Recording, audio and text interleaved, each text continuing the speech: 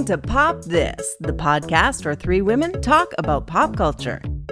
Here are your hosts, Lisa Christiansen, Andrea Gin, and Andrea Warner.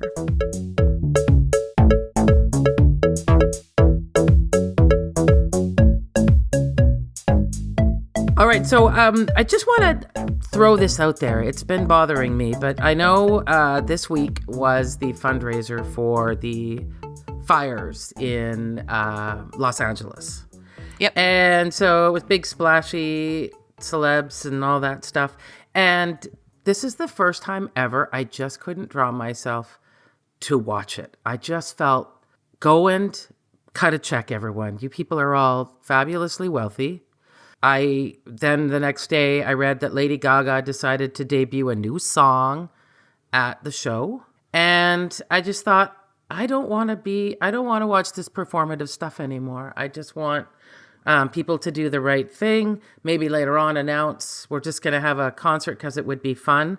But the idea of getting regular people to keep donating to things, I'm just starting to feel really crushed by.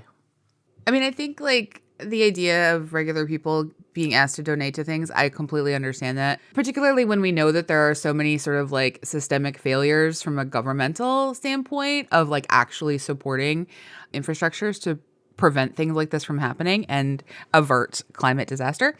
I will say I did watch most of the entire benefit concert. Like I dropped out after 3.5 hours. 3.5 hours, guys. Wow. I devoted of my life. I cried multiple times as well. Heard a lot of stories from a lot of like different folks who were affected. Real weird story from Stevie Nicks, whom obviously I love, whose house miraculously survived the fires. And like, so her story was like a harrowing almost. And that she was like, and my house was built in like 1936 or 38. It's wood, and if my house had gone up, my whole block would have gone up. But because my house didn't go up, my little house saved the block. And I was like, ooh, that's like such a intrigue. Anyway, so there were certainly some moments that felt out of tone and tune.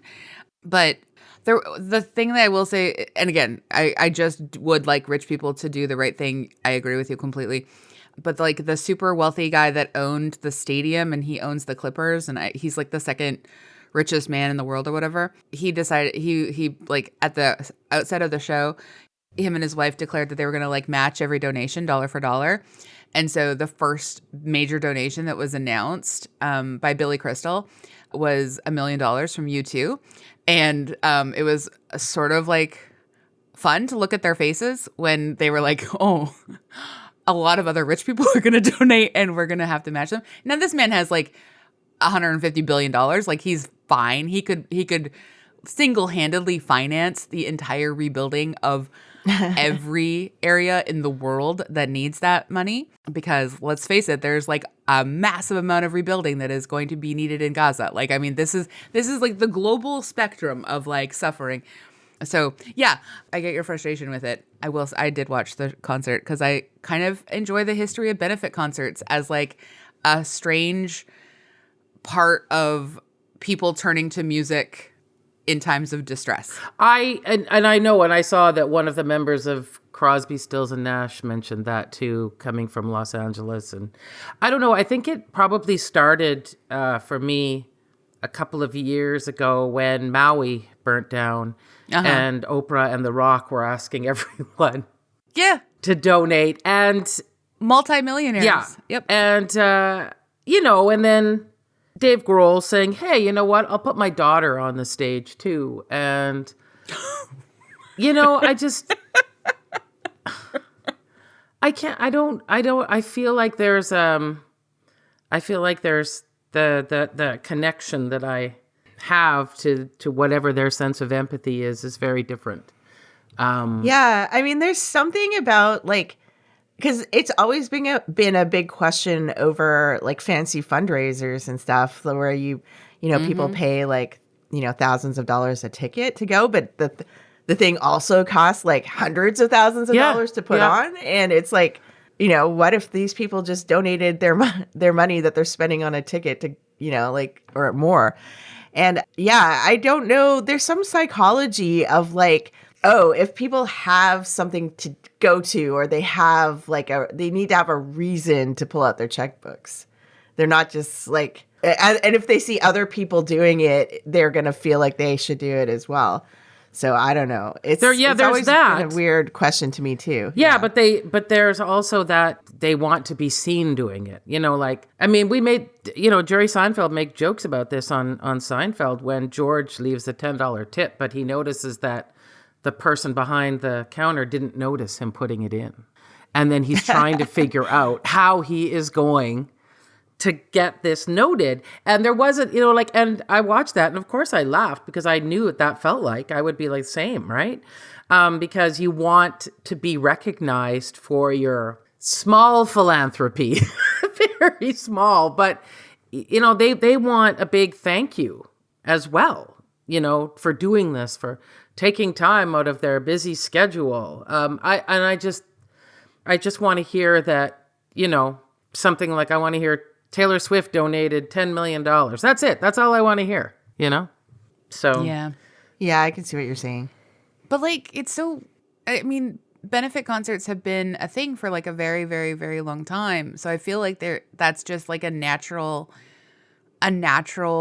way that people think about raising money, like that, they're not, none of these people are thinking about how like they could use the money to enact policies and elect governments that care about the things that will prevent horrible disasters like this from happening. They're like, let's throw a concert. Yeah. And I mean, I'm not saying that it's their job to like understand those things. Yeah, like I just feel like it's sort of one of those things where you put that on one side of the column, and then you put on the other side of the column the fact that like bringing people together to listen to music, to sing along to things, like watching people sing along to even like Alanis, she was like the second person out, and watching people sing along to Hand in My Pocket, and watching her like truly like jumping around the stage and running across the stage kind of the same way that she did 30 years ago, but like with this very specific intention of like, this is her area that she lives in, like she's been affected, like there's like, I don't know, there was something that really did touch me about watching and seeing people in the audience and seeing people in the arena, and then thinking as well about just sort of that act of coming together into like a shared space where you are moved by the music. I am a sucker for that. I understand all the performative elements as well, but I'm also a sucker for it. So like, I don't know, I might be part of the problem here. As I often am.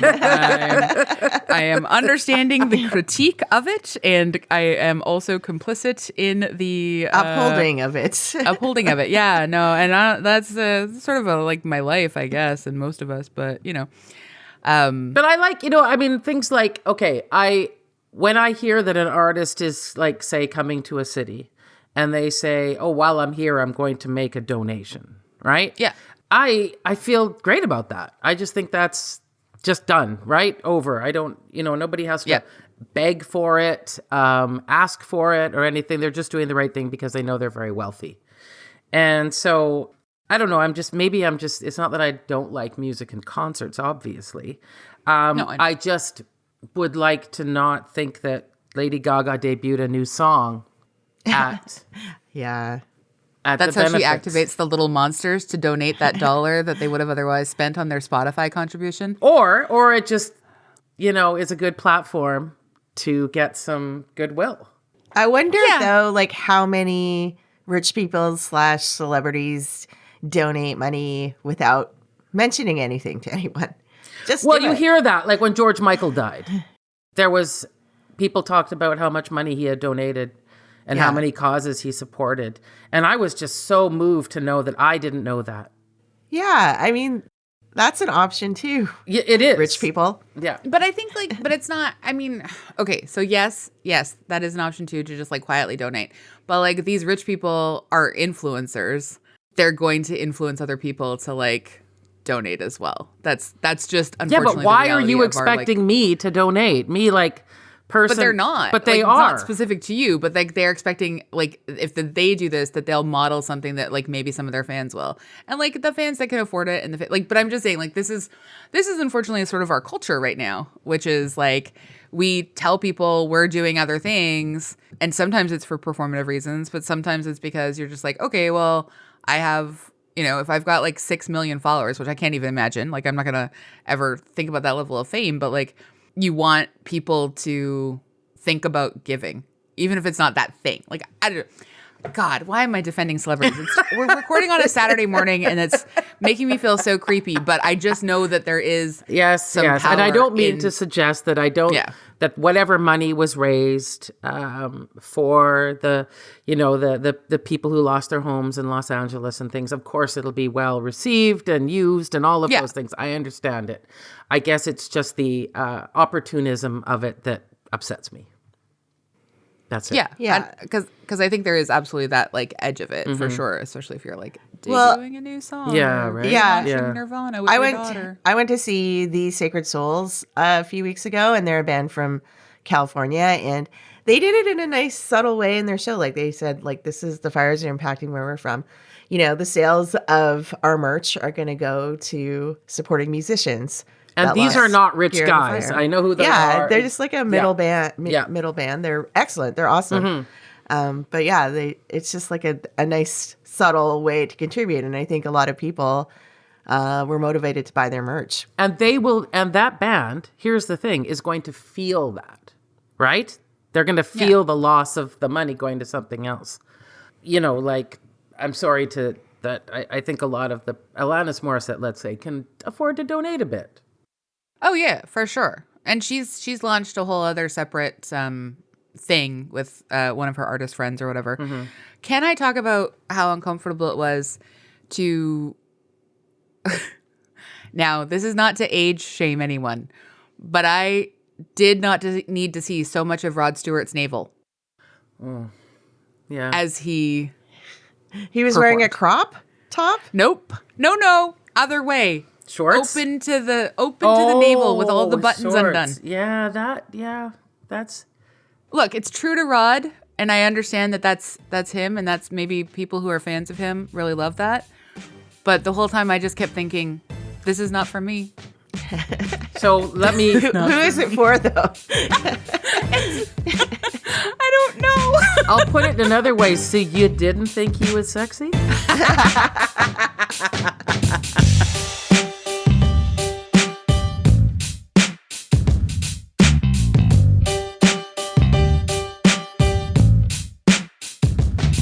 Well, this is the hardest segue of my life. But you know who's topless a lot in the film? Ooh, yeah. Okay.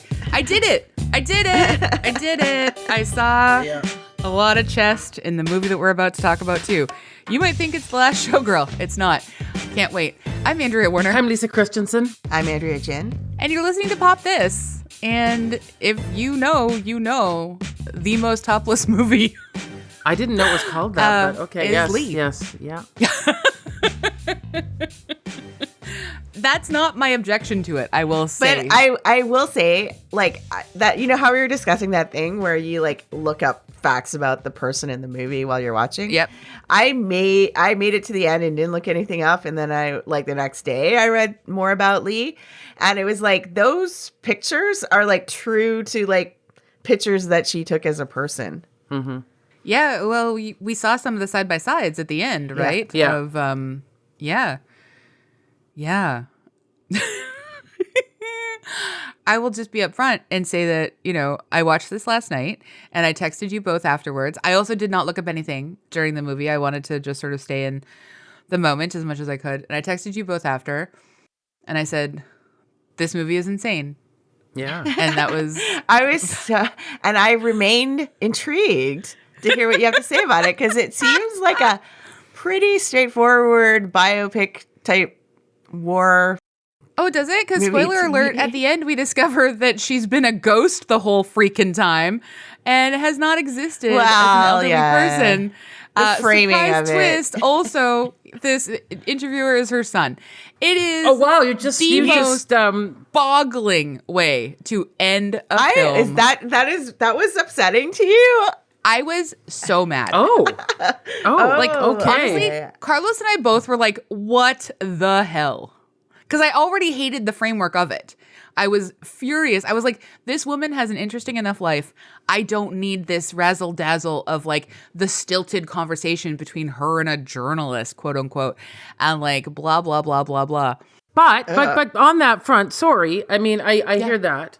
But when you finally found out it was her son, and then you find out that he only found out after she died what she had done, he didn't know. Like, that's quite remarkable. Not to me. Oh, I was like, okay. well, make the movie How does that happen? Make the movie about one thing or the other. Okay. I do not think it melds well together as this like multi-weird story. Like, it's not serving anything appropriately. Like, Lee Miller's life, pretty amazing. This guy's life, pretty amazing. It does not meld well together for me as a film. Okay, should we talk about what this film is, just in case? No, I'm kidding. And I'm out. So mad. But again, I just want to say for Josh O'Connor's part, I was like, oh, young Prince Charles. He's back. The tennis player. We've seen so many movies with him in it Yeah, recently. he's been a year. Yeah, or Yeah, whatever. I refuse. I will not participate in us seeing all of his films. I am I think sorry. that's probably it. He's only like 25. I hope or so. something. I'm done with this guy. I have no I feel like Okay. this also hit a lot of Lisa's sweet spots because it had Alexander Skarsgård in it and Andy Samberg. I mean, I love both of them as well. yeah. Yeah. I'm still furious. Okay. Ooh, all right. Well, background. Lisa or AG? I'll do it. Yeah. You want Okay. to read this background? Okay. Lee is a 2023 British biographical war drama film directed by Ellen Kuras in her feature directorial debut, adapted from the 1985 biography The Lives of Lee Miller by Anthony Penrose. It stars Kate Winslet as World War II journalist Lee Miller. The cast includes Marion Cotillard, Andrea Riseborough, Andy Samberg, Noémie Merlant, Josh O'Connor, and Alexander Skarsgård in supporting roles. The movie took 8 years to make, and at one point, due to precarious funding, Winslet, who also produced the movie, paid the entire cast and crew salaries for 2 weeks. The film premiered at the Toronto International Film Festival on the 9th of September 2023. Lee received generally positive reviews from critics and became Sky UK's highest-grossing original film. It grossed $23.3 million worldwide. For her performance in the film, Winslet received nominations for Best Actress at the Golden Globes and ACTA International Awards. Additionally, the film received a nomination from BAFTA for Outstanding British Film. Thank you so much. AG, do you want to read the synopsis? Sure. Lee portrays a pivotal decade in the life of American war correspondent and photographer Lee Miller, played by Kate Winslet. Miller's singular talent and unbridled tenacity resulted in some of the 20th century's most indelible images of war, including an iconic photo of Miller herself posing defiantly in Hitler's private bathtub. That was wild. Yep. I've known about that photo for 100 years. Neither of you did know about it? No. Oh, okay. Yeah. Miller had a profound understanding and empathy for women and the voiceless victims of war. Her images display both the fragility and ferocity of the human experience. Above all, the film shows how Miller lived her life at full throttle in pursuit of truth, for which she paid a huge personal price, forcing her to confront a traumatic and deeply buried secret from her childhood. Yeah. So I did know about this movie. And again, like, I don't normally watch war movies, so I had sort of I had opted out. But It was my fault. I suggested this movie. Yeah, I'm actually here to pick a beef with Lisa. No, I mean, I thought I've known about her for a long time and been quite fascinated by Lee Miller. I knew of those photos. I thought she was just like such a complicated figure, and I thought that's pop this territory. I don't know if this movie necessarily delivers that, though. Also, one of the big revelations to me was that, like, when Vogue magazine sent correspondence to the war front, Yeah. I had no idea. Would Vogue today send a correspondence to the front? I mean, Vogue in the last couple of years has got quite a lot of trouble for the things they've done. I mean, they did a very glowing portrait of the president of Syria's wife, Assad's wife, and how lovely she was, and that was not great. And I think they did a really glowing portrait of of different things that aren't great. But they have put Kamala Harris on the front. They've on the cover and things. Yeah, so I get that. Yeah. I every time Lee Miller brought up she was from Vogue when she was on the war front, I was just, every time she said that line, I was like, what? Mm-hmm. Vogue sent you here? That's wild. Yeah, like I think I knew about that, and I had heard of Lee Miller before, and I do agree that like fascinating, complicated person, and I do think that that's like rich territory, and I would just, what, I'd love to see a different movie about her. Yeah, I mean, I hadn't heard about the movie. I'd never heard of Lee Miller before, but when Lisa brought it up, I was like, Kate Winslet. I love this era of Kate Winslet where she is taking on such interesting like roles and doing like, portraying complicated women on screen in just such a fearless way. Like, I mean, I've always been a fan of Kate Winslet, but I've really liked this like Mayor of Easttown era. Yeah, like I agree. She's doing so many interesting things. Mm-hmm.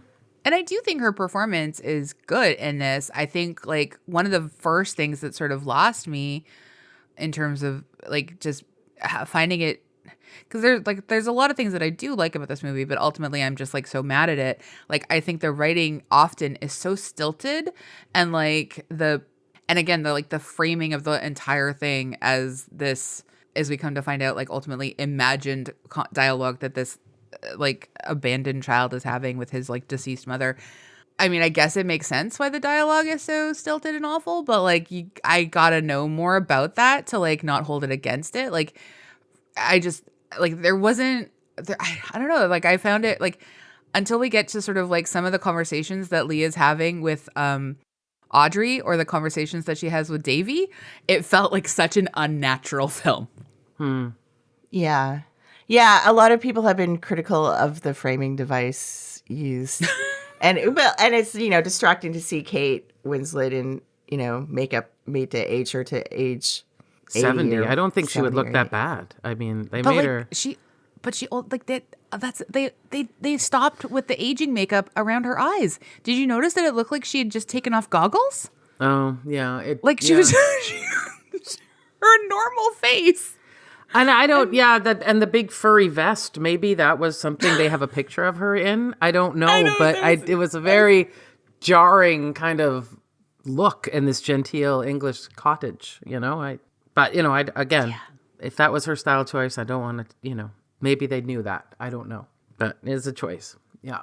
It's a really weird choice. I just like, she is such a compelling person who is connected to all of these sort of like famous artists, and she has her own like interesting drive and her own backstory, and she's this person who is, we know kind of what her secret dark childhood history is through lots of different ways that they sort of like, hint at it and talk about it, and like we know that something has happened to her, and like there's moments of subtlety that work for this film, but like and I think it's also like super interesting for someone who has been a model and sort of is constantly sort of talked about as an object of beauty that like men throw themselves at.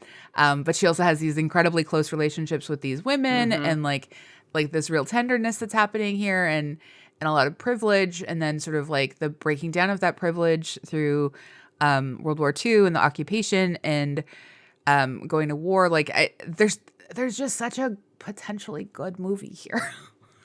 And I don't know. Yeah, it's really hard for me to like get around that.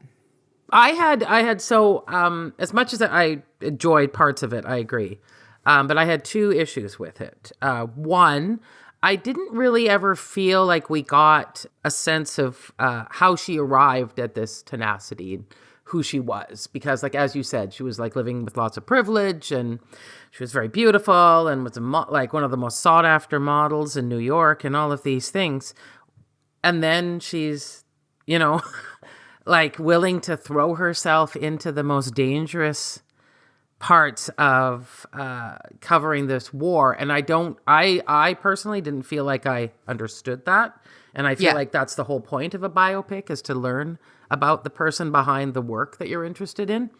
And the second one, and it's maybe just like kind of picky, but I bet like people who are actual photographers are just depressed watching her just run around, click, click, click, click, click, click. You know, it looked like somebody with a point and shoot, you know? And these portraits that we know of hers are extremely, you know, framed and thought out. And there was no sense of her being that kind of photographer. It was just as if she was running from place to place and snapping away, and we'll see what happens. And that's not at all how you would be able to do that then. Yes, now with a digital, you can take 1 million photos all the time, right? But I think she would have been a lot more thoughtful with how each photo was going to be comprised. Yeah, we only see her get kind of directorial in stuff when she tells the woman to stand in the doorway, like the army person who's flying the planes. And then when she art directs her own shoot in, I can't even believe it, Hitler's bathtub. Yeah, well, that happened though. That really did happen. So, yep, it did happen. I also have a lot of questions about what, you know how like the son is like, what was the purpose of that? Yeah, and, like, she can't answer. I think that was the only. It felt like the only honest moment. Yeah, of their like dialogue to me. What was her was her rationale behind doing that? So was that okay? Because obviously he knew she was a World War II photographer because Vogue was there, and he knew like she had some photos in there, right? But he didn't find those photos until quite late. So is everything we saw in this movie conjecture about how that photo came to be? Well, so this is why I have a difficult time with this sort of being framed as like a biopic, because I have no idea what is really true and what is not, and what is just sort of like assumed from maybe he did some like, again, having not read the book, I can't say, but like maybe he did some interviews with like some of the surviving people. Like I don't really know.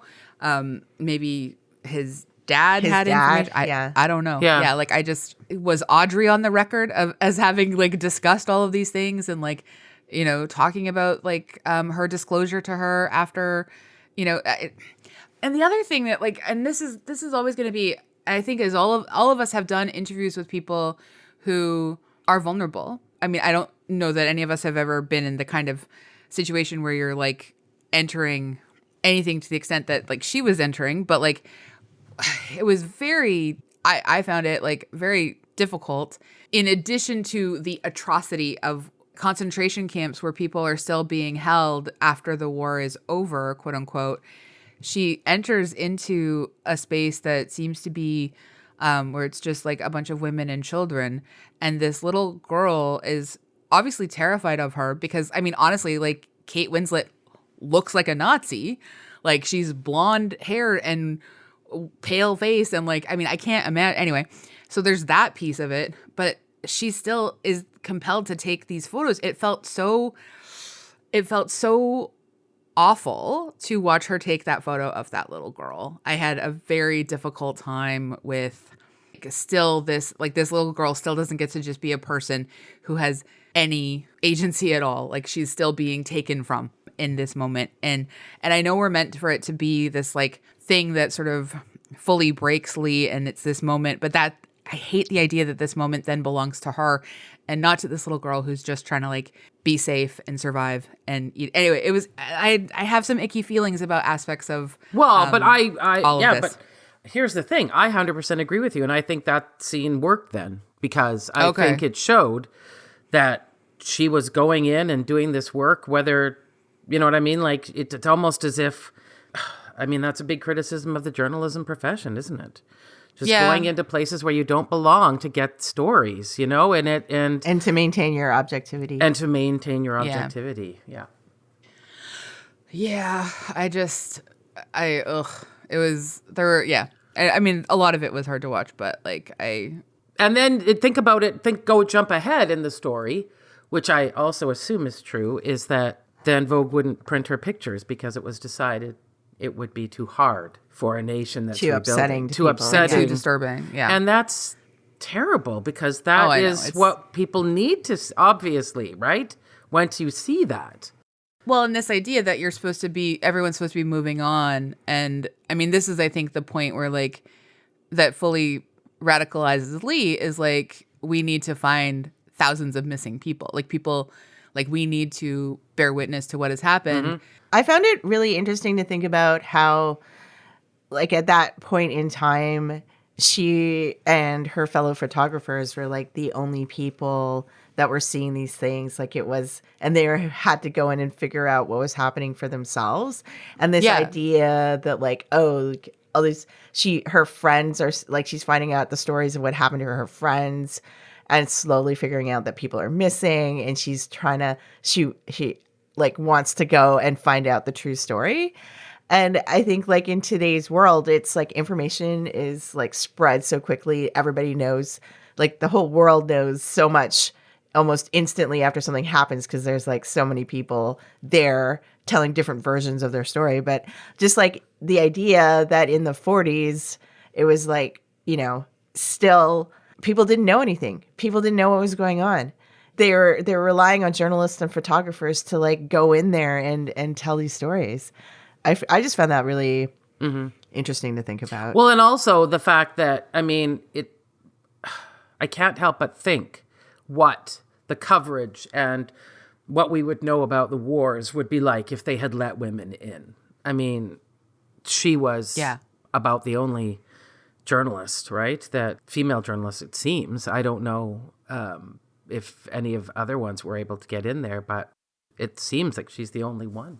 Well, and so many pieces of the stories, like we see this all the time too. And I think we see it reflected in, like, I don't think Lee is a quote unquote like great movie. I think it's a good movie. I think it would be hailed as brilliant, honestly, if it was a story about a man. I was just going to bring that up too. Like I do think that like people would be taking it more seriously in different ways.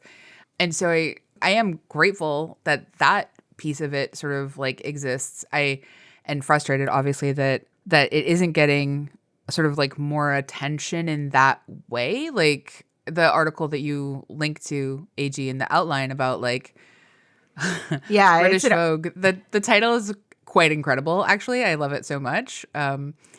First, Oppenheimer, now The Brutalist. I'm sick to death of great men TM movies.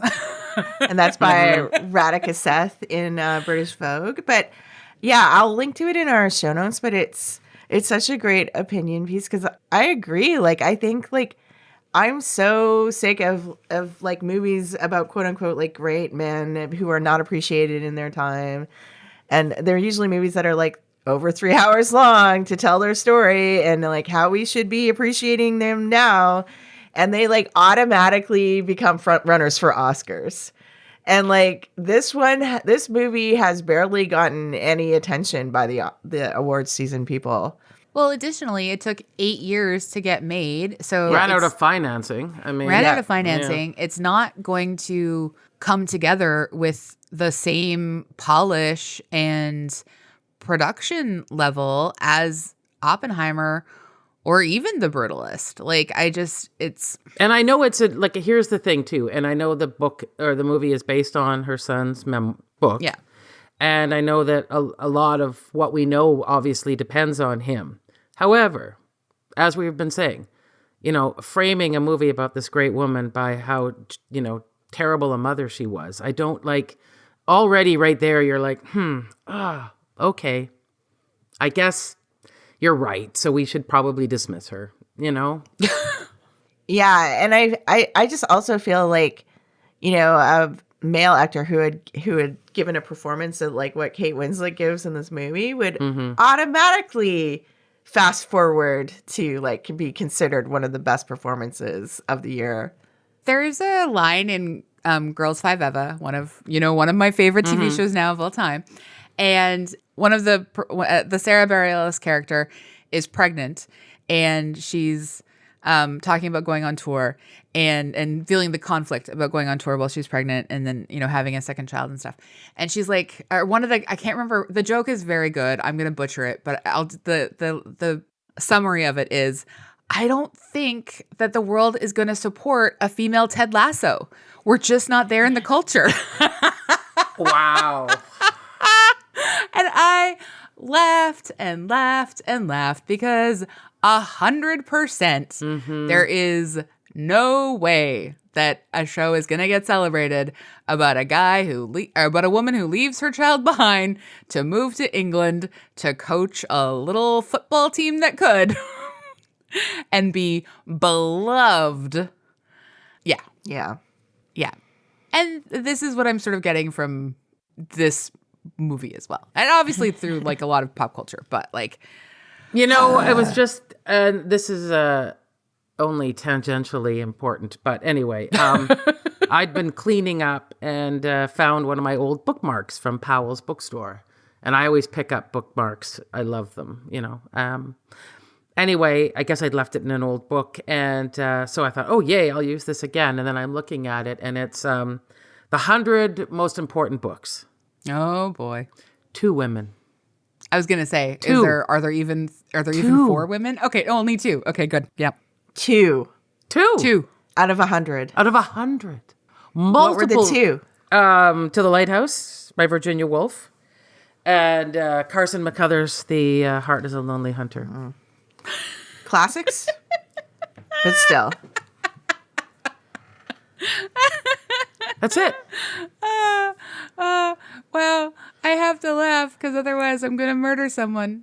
But don't worry. Henry James and Ernest Hemingway and Vladimir Nabokov are represented multiple times. Multiple times? Yeah, I knew that.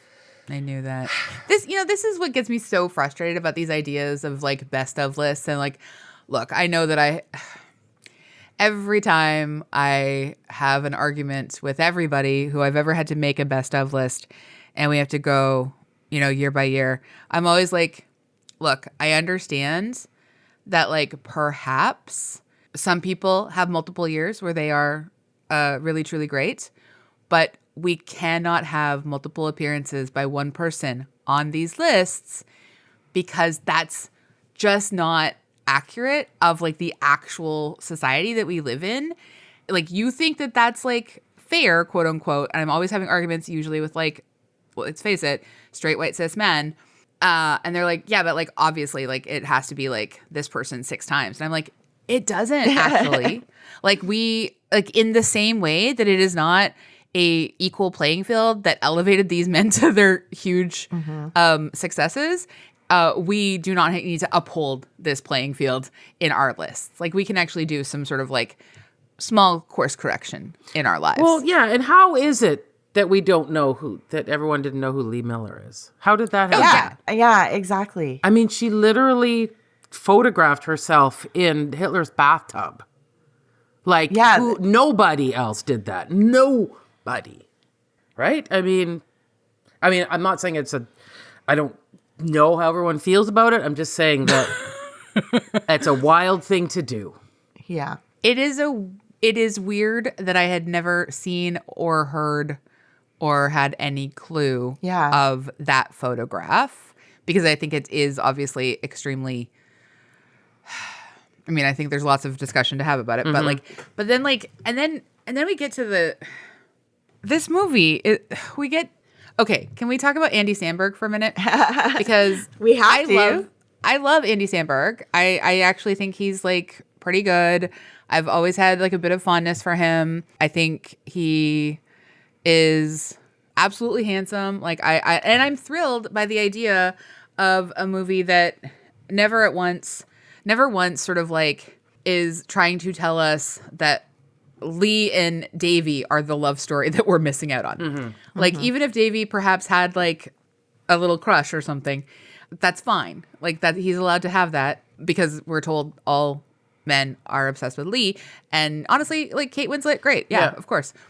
But like he is obsessed with her tenacity and the fact that like they're peers and they both want sort of the same thing, which is to like document this evil and these atrocities and understand and try to like understand stuff and talk about the truth. And like, I just, even if it was just a movie about their friendship, I would have loved that. Cause like, I wanted to spend a bit more time in sort of like he gets this one moment where he breaks down and says, these are all my people. And like, that's the only nod we get to anything about sort of this being a different experience for him than it is for her. Yes. In terms of what they're witnessing. Yeah. That's the only acknowledgement. Every time her husband showed up in the story, I was kind of just waiting for her to just be like, sorry, it's over. I don't have time for this. Yeah. Like I've got stuff I'm doing. Just like, I can't deal with your stuff right now. Like I was kind of waiting for that, but that never happens. But if they make a compilation of just like hot, fun scenes in movies, when she comes home and models for him so he can put the camouflage paint on, I thought that was a pretty good one. Really? Because I was thinking, I was like, throughout this movie, I was like, she's a war correspondent putting her life on the line. And but that was before that. It was before she became a war correspondent. I know, but like his role, what is he doing at the time? He's making camouflage. Painting cages, she said, camouflaging. Yeah. Tanks as I'm just saying the scene. Yes, I know. Okay. That's why I thought, I was like, they're not the same people. No, and I think they do both fundamentally change. And I am, like I never fully buy into their romance either. Like even just, you know what does, so like I wanted to find their chemistry erotic. I really did. Because I was like, I'm so close with this painting scene. But the fact is, she just went and stood in massive lines for hours and hours and hours, has said the words, like in whatever the oh my God, I've forgotten how to describe voiceover, has said the words, the war hadn't really touched us yet. But she's been standing in line for butter for like hours and hours and hours. She has like trod the streets all day, could not even get a cab home for the longest time. And then, and like obviously, if you're standing in line for hours and hours and hours for spices and butter, the war has affected your day to day. And then you come home and like the first thing your husband wants to do is just like camouflage paint you. Let the woman take off her shoes. Fair. She took off more than her shoes though. So, she did, yeah. Yeah. But, and I mean, honestly, again, love Kate Winslet topless. One of my favorite things in the whole world. Anyway, but like, what I was going to say is the thing that I wanted to find erotic and I could not because I hate this forced little, are we going to kiss or are we not going to kiss? And they're both already moaning. I am sorry, but like, that's not really real. You are just like, you're standing next to a person and you're just moaning into each other's faces before you've even touched. No. That's not real, and I will not abide by it. Well, he ends up with a trapeze artist, so. When you texted us that fact afterwards, I hadn't watched the movie yet, so I wasn't sure what, I was like, maybe the trapeze artist is going to factor into everything. I don't know. Nope. No. But I was grateful for that detail. Mm-hmm. It helped. Thank you. This woman lives through this incredible life for this to happen to her. Yeah. I know, right? A trapeze artist, whatever. And this idea that like it may have contributed to her depression. I don't know, man. I think a lot of the stuff she witnessed, pretty devastating to have to live with for the rest of your life. Yeah, I don't think. In addition to your own personal experiences. Yeah, I don't think, I don't know, but it doesn't strike me as that the 70s in England was where they were talking about PTSD a lot. So. No. Yeah. Oh boy. Mm-hmm. Plus the casual, like, constant drug use. I was like, oh, this is just gonna not come up in any way, shape, or form. It's just gonna be like it's just she was like smoking also in almost literally every scene she was in. For sure. I was like feeling a little like gasping for breath watching her smoke so much. Like, I think that is true maybe to the 40s. Oh, I bet it is. I feel like I'm it's sure in every it was, movie but I've ever seen. Did you ever see Humphrey Bogart in a movie without a cigarette? I mean, never. Right? Like, yeah. Wow. Yeah. Yeah. I mean, I do think this movie has like a lot of visual beauty, and I think like the cinematography is like pretty good. I think I'm always a sucker for like the sort of privileged bohemian people vacationing in Europe for summer and just lounging around in beautiful gardens and by the seaside and just picnicking. It's very White Lotus. If they just called that a genre, I'm in. I would watch like all, the 1940s, 1950s, like Ripley. Yeah. No, I mean anything by F. Scott Fitzgerald, though. I mean that's what you're gonna get, right? Like that's his whole thing. And this is a hard one for me to ask today. Does this movie pop? I'm gonna say yes because I do think it's an important story. Could it be a little bit better? Yeah, but I still think yes, it pops. I think it pops just on principle because I think we need to know the story about this woman.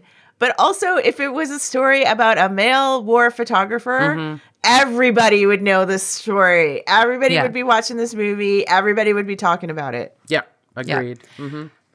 I'm also, even though it made me so mad, I'm also going to say it does pop because I agree with what both of you are saying. I would also say that I would just, unlike the movie we watched last week, Challengers, where the last 5 minutes redeemed the whole film for me, this movie, the last 5 minutes, makes me furious and made me hate it even more. So, but I do still think that, like, I still do think that it pops in a lot of different places. And I'm sorry that if for anybody who hasn't watched the movie and I've now spoiled the ending for you, so you can't have that blisteringly shock slap to the face where like 10 minutes earlier, you're like, oh God, he's her son, isn't he? And then 5 minutes after that, you're like, oh, and she's been dead the whole time. Great. Yeah. I mean, if she's been dead the whole time, couldn't she be the younger version of herself telling that story? Yeah, maybe she could have left that vest somewhere. I don't know. Like, it absolutely, some bizarre choices were made. Yeah. In how this film came together. Yeah, but I do think also stories like this, I mean, despite what we are trying to do, which is to, watch the film all the way through and not stop to look things up on the internet, it is an opportunity to learn more about her, to maybe read that book, you know what I mean? To really give some time to this woman who, as much as every journalist had to fight hard, obviously, to do the work they had to do and not die in World War II, she had to fight that much harder. And I think it's a worthy story to continue learning about. Yeah, I agree with you.